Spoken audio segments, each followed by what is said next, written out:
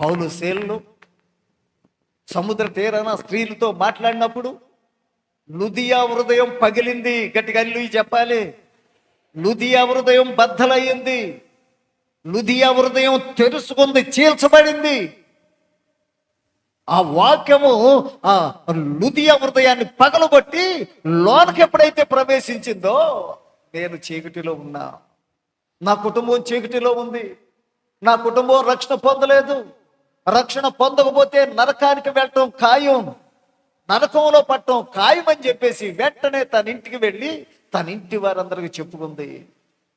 దైవ సేవకులు ఇలా వాక్యం చెప్పారు, మనం మారు మనసు పొందకపోతే, బాప్తిసం తీసుకుని రక్షణ పొందకపోతే నరకానికి వెళ్తామని దైవ సేవకులు చెప్పి ఉన్నారు.